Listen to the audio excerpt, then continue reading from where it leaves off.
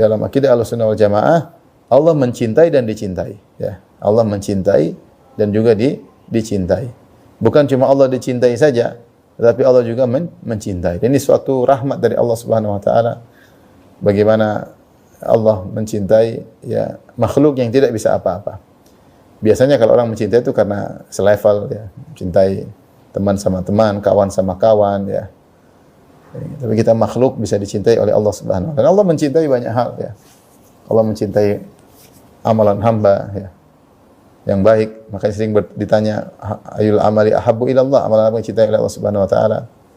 Allah mencintai sebagian tempat seperti Mekah, innaki la khairu ardillah wa ahabbu ardillah ilallah. Kata Nabi sallallahu alaihi wasallam kepada kota Mekah, sungguhnya engkau wahai Mekah adalah kota yang terbaik dan kota yang paling dicintai oleh Allah Subhanahu wa taala. Di antaranya Allah mencintai hamba-hambanya ya, hamba-hambanya. Seperti dalam hadis ini, jadi Allah bisa mencintai. Kita tahu manusia yang paling dicintai oleh Allah ada dua, yaitu Nabi Ibrahim alaihissalam dan Nabi Muhammad sallallahu alaihi wasallam. Yang keduanya diberi gelar dengan Khalilur Rahman, kekasih Allah Subhanahu wa taala. Kekasih Allah Subhanahu wa taala. Kata Nabi sallallahu alaihi wasallam atau kata Allah, "Wattakhadallahu Ibrahim khalila." Allah menjadikan Ibrahim sebagai kekasihnya. Maka Rasulullah SAW berkata, "Inna Allah attakhadhani khalila kama attakhadha Ibrahim khalila." Allah menjadikan aku kekasihnya sebagaimana Allah menjadikan Ibrahim sebagai kekasihnya. Ini sifat yang ditolak oleh ahlul bidah. Ahlul bidah mereka mengatakan Allah tidak bisa mencintai. Karena mencintai itu sifat makhluk, berarti membutuhkan kecondongan dan yang lain, sehingga mereka tafsirkan dengan iradah atau mereka takwil. Tentu ini adalah takwil yang batil ya. Beda antara berkehendak dengan mencintai ya. Seorang kalau dia merasa dicintai Allah, beda rasanya, begitu bahagia ketika dia tahu misalnya Allah bisa mencintai sehingga dia mencari cinta Allah Subhanahu wa taala. Hanya sekali kehendak kebaikan. Beda maknanya. Kata mereka mencintai maksudnya Allah menghendaki kebaikan bagi sang hamba. Tentu beda antara menghendaki dengan mencintai.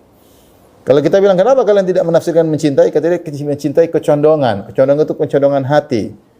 Sementara Allah tidak mungkin memiliki kecondongan. Kita bilang sama iradah, kehendak. Kehendak juga kecondongan. Mana ada kehendak tanpa hati? Kehendak juga dengan hati. Kalau mereka bilang kehendak itu berarti kehendak Allah tidak sama dengan kehendak makhluk, kita bilang sama, cinta Allah tidak sama dengan cinta makhluk. Ya. Ya. Oleh karenanya mereka mengatakan Allah tidak mencintai dan Allah tidak dicintai. Ini perkataan batil. Oleh karenanya Abul Hasan Al-Asy'ari dalam kitabnya Al-Ibanah menyebutkan di antara puncak nikmat surga adalah melihat wajah Allah. Kelezatan, dia sebutkan lafal kelezatan memandang wajah. Kelezatan kenapa? Karena cinta. Kita memandang Allah dengan penuh kelezatan, ya. Kata mereka enggak mungkin mencintai, enggak mungkin dicintai, enggak mungkin dilezat-lezat dengan dipandang, itu enggak mungkin. Ini semua adalah akal mereka, filsafat mereka yang mereka gunakan. Menurut mereka ayat-ayat tidak masuk akal sehingga mereka takwilkan dengan takwil yang juga tidak bisa memberi solusi bagi mereka. Karena mereka takwil dengan mereka bilang mencintai maksudnya menghendaki kebaikan. Apa bedanya? Menghendaki manusia juga menghendaki. Sama mencintai, menghendaki, apa bedanya?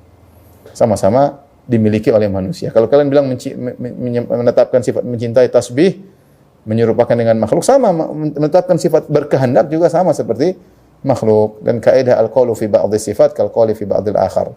Pembahasan tentang satu sifat sama dengan pembahasan seperti sifat yang lain.